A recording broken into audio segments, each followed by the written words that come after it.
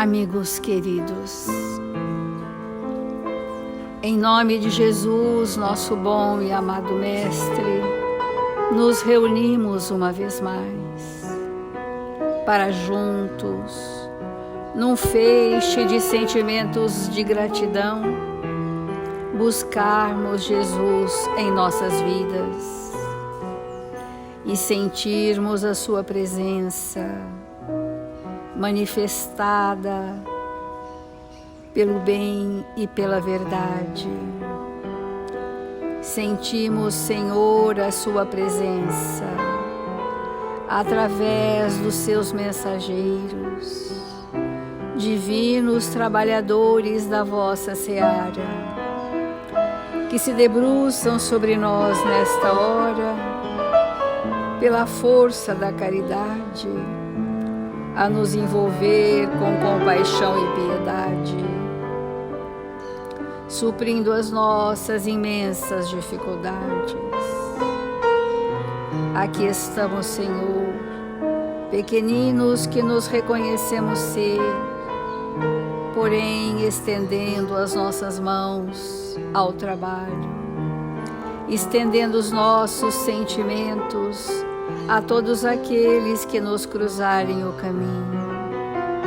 Ampara-nos nesta hora, Senhor, para que juntos, de todos aqueles nesta hora aqui sintonizados, possamos formar, Senhor, uma vibração do bem e da verdade, e que essas vibrações serenas possam atingir aqueles dos nossos irmãos desencarnados que necessitam nesta hora do bálsamo, do alento e da esperança. Mestre amado, é com alegria e paz em nossos corações que em seu nome e em nome dos bons espíritos que aqui se encontram, iniciamos o Evangelho desta manhã. Obrigada, Senhor Jesus, e que assim seja.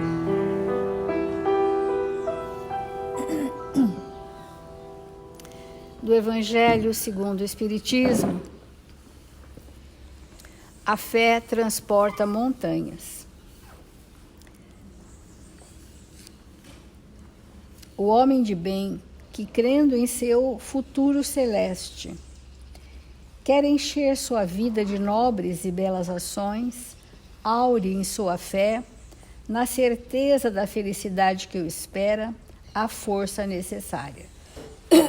E ainda se cumprem milagres de caridade, de devotamento e de abnegação.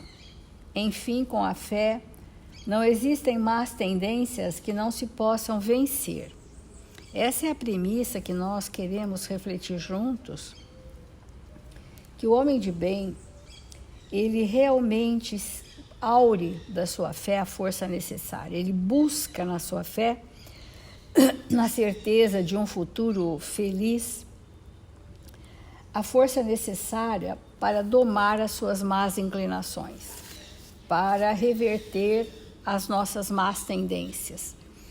E é esse estado de fé que mantém viva a chama de que tudo o que nos acontece é para o melhor, que estamos regidos por leis sábias e misericordiosas que nos conduzem a um estado de equilíbrio se nós a observarmos. O primeiro momento em que o espírito é convidado à sua transformação é no mundo espiritual, quando recebe, sob sua anuência, o planejamento reencarnatório. Essa é a dádiva divina, esta é a manifestação da lei de Deus, fazendo conosco um plano de amor, onde nós vamos, nos relacionamentos mais estreitados do grupo familiar, seja da família de origem ou da família constituída um tempo depois, que nós vamos ter as melhores e talvez únicas oportunidades desse ajuste, da nossa melhoria moral, da ampliação das nossas potencialidades divinas, da multiplicação dos nossos talentos. temos aqui valorizado muitíssimo a convivência no lar, porque nós andávamos distraídos de que em qualquer grupo de pessoas eu pudesse ter ali tudo o que necessitava para o meu progresso, me apartando da minha injunção reencarnatória, daqueles vetores que me atraíram para aquele agrupamento de espíritos com os quais eu cresceria com eles mesmos.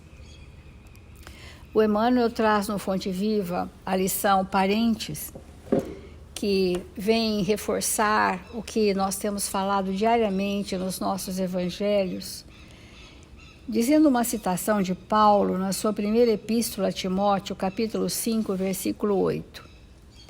Mas se alguém não tem cuidado dos seus, e principalmente dos da sua família, negou a fé e é pior do que o infiel. Como nós estamos no capítulo da fé, de que fé nós estamos falando hoje? Na confiança de que a família é a minha oportunidade redentora. Eu tenho que ter essa confiança inabalável. E sabemos que não existe acaso nos laços da parentela. Princípios sutis da lei funcionam nas ligações consanguíneas e também nas ligações vetoriais que nós arrastamos para nós, aqueles que não são da nossa consanguinidade, mas que estão na parentela, que já estão no entorno dessa família, que são os agregados que chegam. Estes também compõem o nosso planejamento reencarnatório. Impelidos pelas causas do passado a reunir-nos no presente, é indispensável que nós possamos resgatar os débitos que emanam alguns corações, a fim de que venhamos a solver nossas, entre aspas, dívidas com a humanidade. Olha só, a experiência que nós vamos fazer no lar, de relacionamentos, de reajustes, de reconciliação com os nossos desafetos, enquanto estamos a caminho com eles, isso nos prepara como espíritos para estarmos na casa espírita, no nosso trabalho profissional, na nossa vida social, e então estenderemos para a humanidade aquelas experiências que o ambiente familiar, que a injunção reencarnatória me proporciona. Como a lei de Deus é do amor, ninguém é colocado num ambiente que não tenha minimamente alguns que o amem muito, porque esta é a garantia do êxito reencarnatório. Nós estarmos perto daqueles que trocam afetividade conosco, que têm um amparo moral diferenciado do nosso, e que estão muitas vezes ali silenciosos e quase anônimos no nosso ambiente familiar, mas sem o qual nós não sobreviveríamos moralmente. São os sinalizadores do bem e da verdade.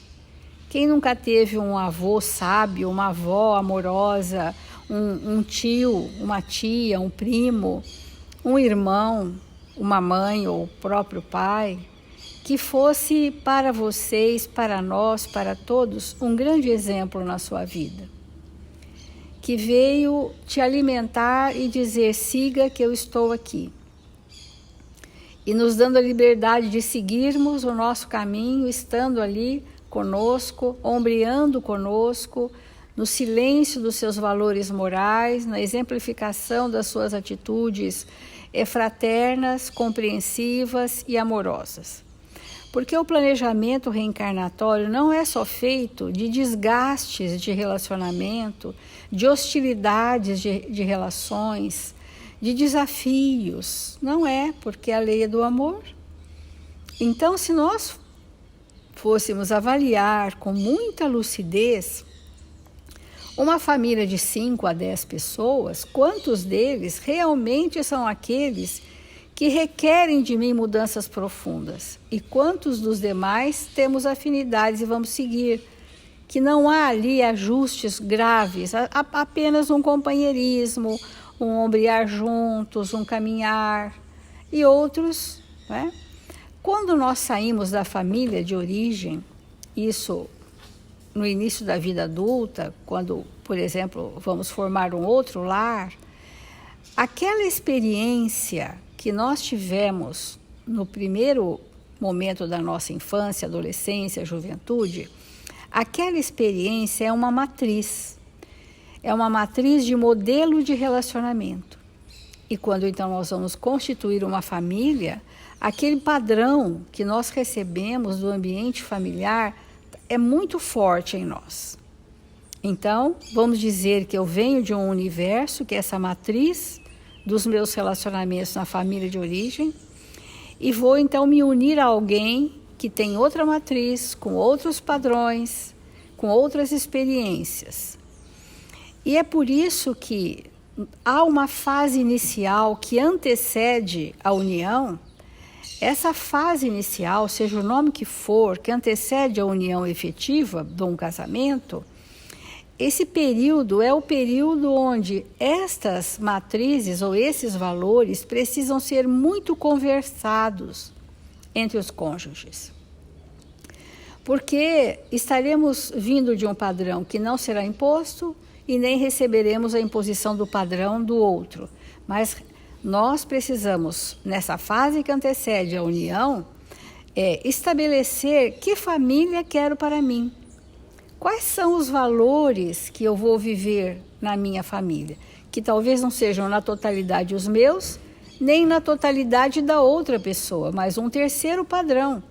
E que se esse padrão for um padrão pautado nas leis divinas, onde se estruture a fé, onde se tenha realmente planos de progresso para todos, esta união será construída sobre a rocha.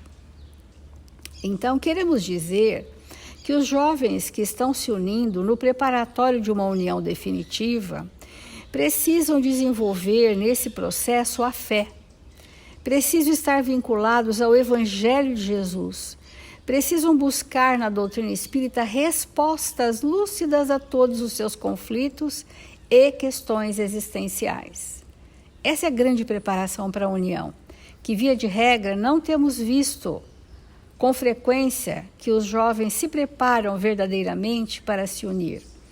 E, portanto, deixam para os primeiros anos de união as evidências das suas dificuldades, surgem as grandes decepções nos lares, porque o período preparatório não foi sedimentado entre aqueles jovens, entre aquele casal, futuro casal, que recebeu um planejamento no mundo espiritual e que precisou receber esse amparo. Portanto, voltamos.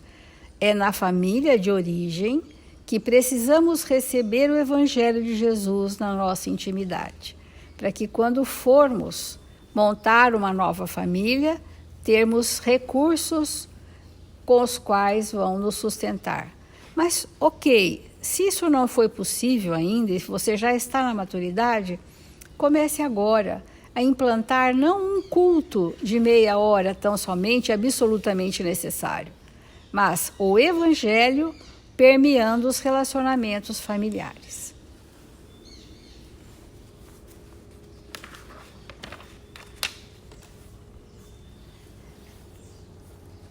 Sempre é importante nós refletirmos que a humanidade, a grande maioria da humanidade que compõe a Terra nesse momento, é de espíritos que não têm necessidades espirituais. Não tem necessidade nenhuma de se alimentar com a prece, com a reflexão, de mergulhar o pensamento nesses ensinamentos extraordinários de Jesus. São espíritos que estão satisfeitíssimos com a forma como eles estão vivendo, sem necessidade de nada que é de ordem espiritual. Essa grande maioria ainda não tem fome e sede disso que nós estamos falando aqui desde o primeiro evangelho diário. E tem uma outra quantidade de pessoas que já está sedento dessa verdade, já está buscando a espiritualização da sua existência, já compreendeu que não é possível mais seguir sem isso e, portanto, busca de alguma forma Jesus, Deus, os amigos espirituais, para que possam aurir forças para dar real aproveitamento à existência. E quando um lar cristão se forma, ele passa a ser essa fonte de alimento do espírito, uma fonte ininterrupta, onde em qualquer circunstância, em qualquer momento de dificuldade que nós temos, nós recorremos ao lar. Nós recorremos àqueles que nos sustentam, que nos amparam, que nos fortalecem. A importância realmente de nós compreendermos que estruturar um lar cristão é como nós erguermos um celeiro de luz que vai todo o tempo todo, verdadeiramente nos alimentar. E alimentados dessas verdades, vamos ter forças psíquicas, físicas e espirituais para seguir com os desafios que a existência nos traz. Então, nosso objetivo é realmente que esses lares cristãos se estruturem cada vez mais para que nós possamos começar a ter no planeta Terra um grande número de espíritos que possam ter êxito reencarnatório. Porque é a partir desse momento onde os espíritos começam, na sua maioria, a ter êxito reencarnatório, que o planeta vai mudando de estado evolutivo para alcançar a regeneração. E nós não faremos isso de maneira nenhuma se esse processo não começar no lar.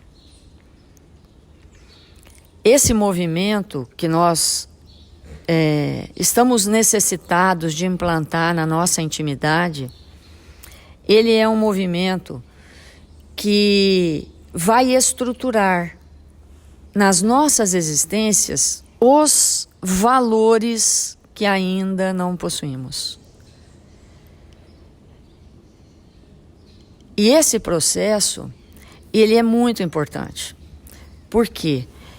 Porque muitos de nós que já estamos necessitados do alimento espiritual, muitos de nós que já despertamos para o entendimento do valor maior das coisas espirituais, fazemos ainda com restrições, desejando ascender para Deus, porém, sem perder os favores de César. Olha a importância de nós compreendermos isso. Sem realmente buscarmos esse movimento da nossa alma de compreendermos de maneira definitiva a importância de fortalecermos-nos na nossa fé.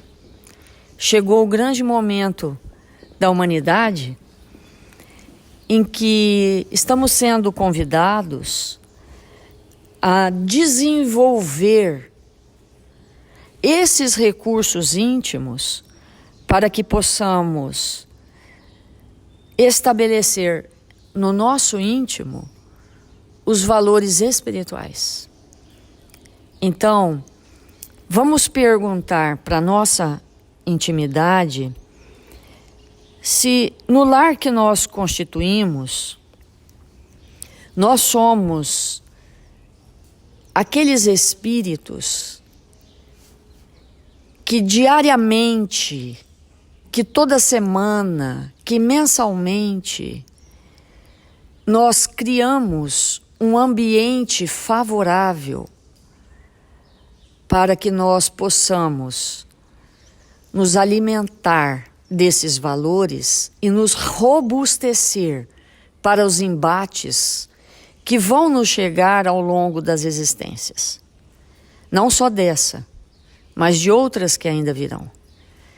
Nesse momento que nós estamos vivendo, que é um momento muito importante para nós, nós estamos tendo uma oportunidade única em nossas vidas.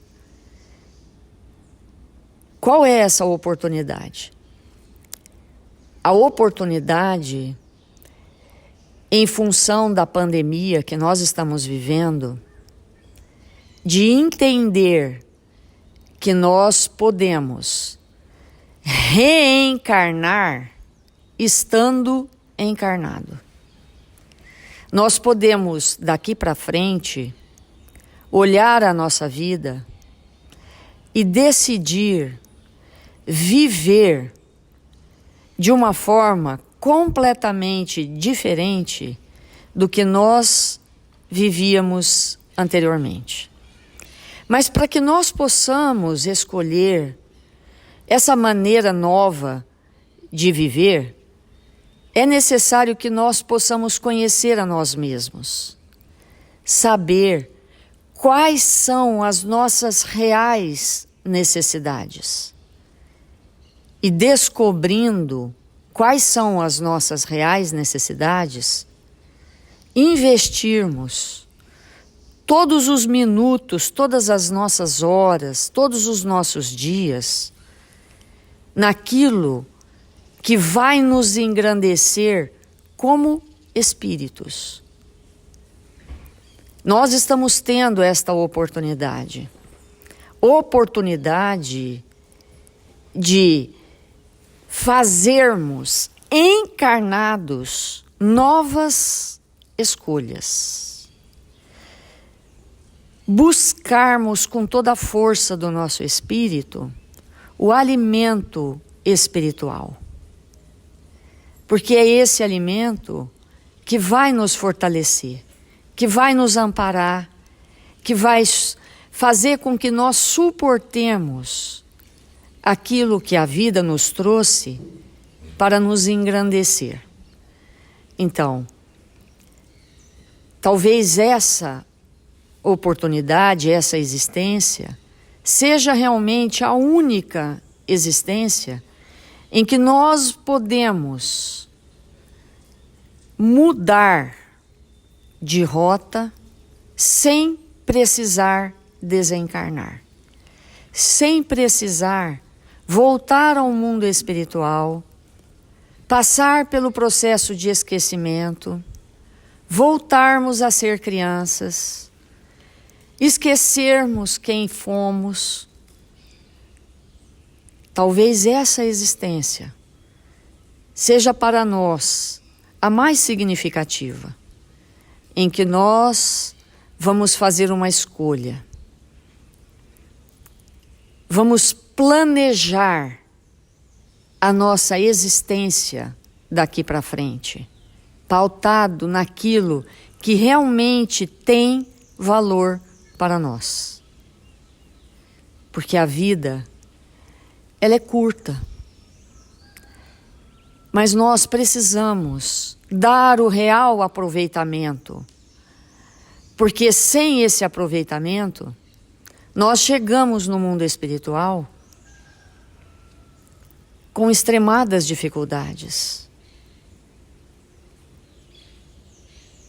Nós chegamos sem a bagagem que viemos construir na Terra. Então, essa hora tão importante da nossa vida é uma hora de decisão.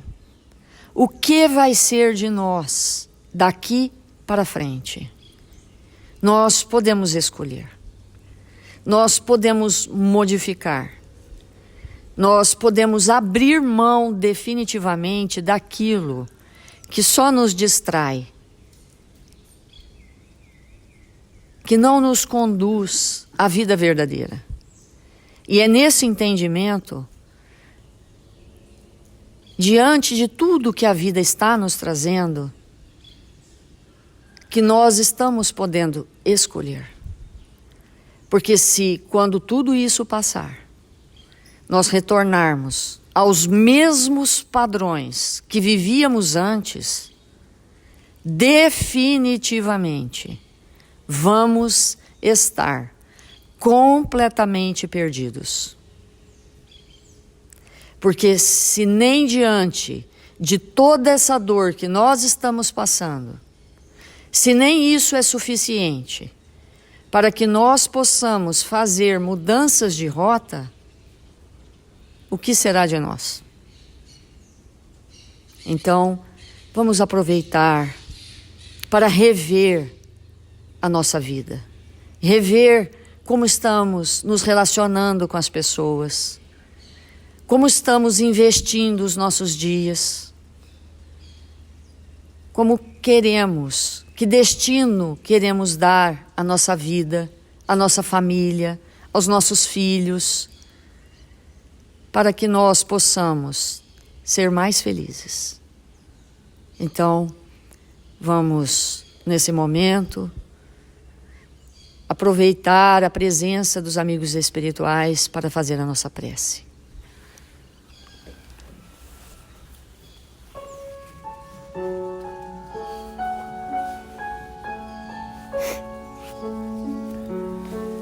Senhor Jesus, divino amigo das nossas vidas, nós nos encontramos em seu nome. Rogamos ao seu Espírito amoroso que o seu olhar doce e misericordioso possa descer sobre nós. Que todo o seu amor, Jesus, possa nos envolver nesse momento, apaziguando nossos corações, trazendo para nós esperança e bom ânimo, confiança nos desígnios de Deus para todos nós.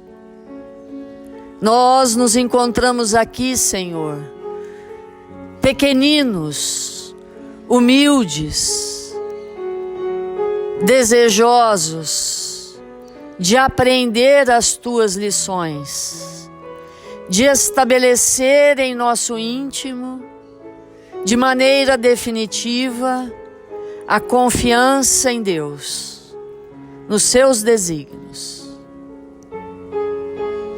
Rogamos nesta hora, Senhor, que os bons espíritos, que a sua equipe socorrista, Senhor, possa visitar todos os nossos irmãos registrados no caderno de vibração da nossa casa. Todos aqueles espíritos que se encontram enfermos, necessitados de amparo, da generosidade do seu amor.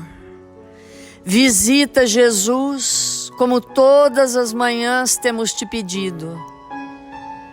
Nossos irmãos que se encontram nos leitos dos hospitais, necessitados do seu amor, do seu amparo.